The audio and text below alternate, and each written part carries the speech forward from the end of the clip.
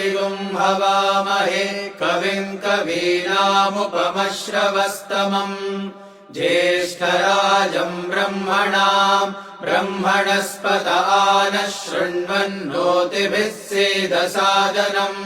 प्रणो देवी सरस्वती वाजेभिर्वाजिनीवती धीनामवित्रयवतु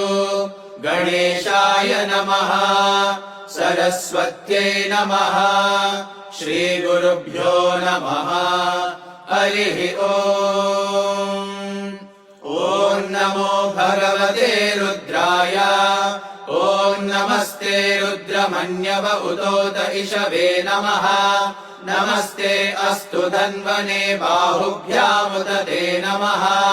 या तरिषु शिवतमा शिवम् बभूव ते धनुः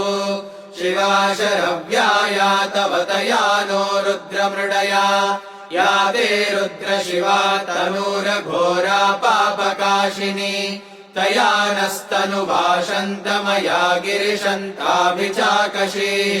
यामिषुम् गिरिशन्तहस्ते बिभर्ष्यस्तवे शिवाम् गिरित्रताम् कुरु माहि पुंसीः पुरुषम् जगत् शिवेन वचसा त्वा गिरिशाच्छावदामसि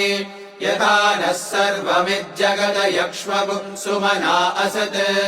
अध्यवोचदधिवक्ता प्रथमो दैव्योऽभिषक् अहेगुश्च सर्वान् जम्बयन् सर्वाश्च यातु धान्यः असौ यस्ताम्रो अरुण उत बभ्रुः सुमङ्गलः ये क्षेमागुम् रुद्रा अभितो दिक्षु श्रिता सहस्रशो वैशागुम्भेण ईमहे असव्यो वसर्पति नीलग्रीवो विलोहितः उतैनम् गोपा अदृश